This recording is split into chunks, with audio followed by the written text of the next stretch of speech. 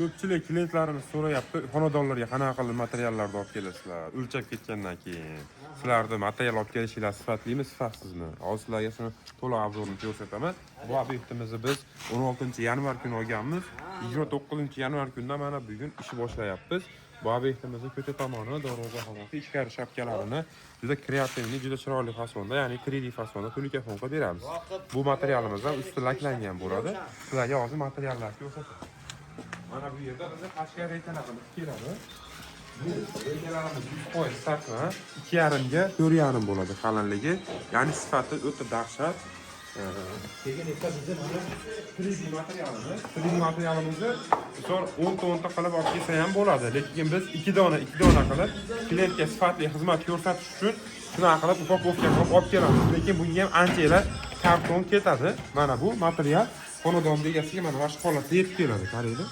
To'laligini hech qayerida chizilgan, qirilgan, rangi o'chgan joyi yo'q. Juda chiroyli holatda, ideal holatda bo'lyapti. Mana shunaqa 2 dona qilib bir-biriga mana shunday turib, upakovka qilib klient uyiga olib kelamiz. Hammasi 3D upakovkada. Hozirlarga bittasini olib ko'rsatdim. Qolgan narsalarni ham sizlarga ko'rsataman. Qolgan narsalarni shunaqa upakovkada ideal holatda juda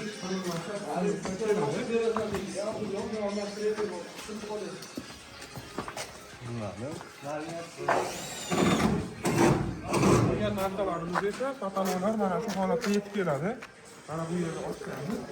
5 donadan solamiz. Nimaga 5 donadan solasizlar? Chunki bu bir-biriga bosilib shilinmasligi uchun qancha qog'oz, qancha nima kessa ham farqi yo'q. Juda chiroyli holatda qilamiz. Material qalinligi 0,4 bo'ladi. Mana yozib qo'ygan. Samarqand. Mana 0,4, mana srogi mana 12-yanvar 2026-yilda chiqqan material. Material ham yangi material, eski, asliga qolib ketgan materiallar ishlatmaymiz. Sifatli material ishlatamiz. Shuni hisobiga ishlarimiz chiroyli chiqadi. Endi ishimizni narxga keladigan bo'lsak, to'g'risi narxi qimmatroq chiqadi. Chunki nimaga biz birinchi o'rinda sifatga urg'u beramiz. O'shaning uchun materialga ham 0,4 eng yaxshisini ishlatamiz. Material ham usti laklangan material bo'ladi. Xudo xolasa bu obyektimiz bitgandan keyin video obzorlarini qo'yaman. Kuzatishda davom etinglar. Juda chiroyli holatda ish bo'lyapti. Har bir materialimiz hamma detali mana 0,4. Ya'ni mana bu joyini 0,4 qilib, qolgan joyini yo'qotib tunika, unaqa narsa yo'q. 0,4mi 0,4. 0,3mi 0,3. 3,5 tunikani tayyor qilsak, tayyor qilgan tunikamizni ishlatamiz. Endi shularga qo'shilsak,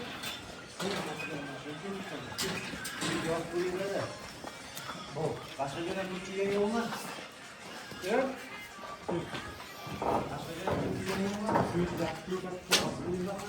qolgan materiallarimiz esa mana bu holatda yetib kelgan.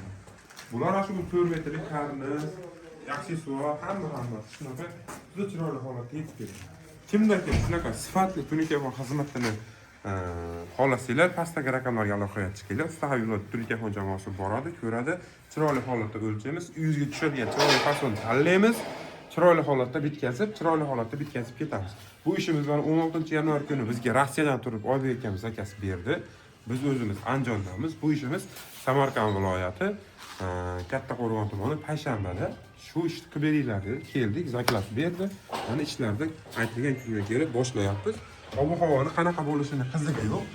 Yerda mana qor bor, kecha qor yo'q, sovuq holatda, lekin ishlarni konkret qilib beramiz. Bemalol aloqaga chiqaverasizlar. Bu işimiz ham 10 kunda bitadi.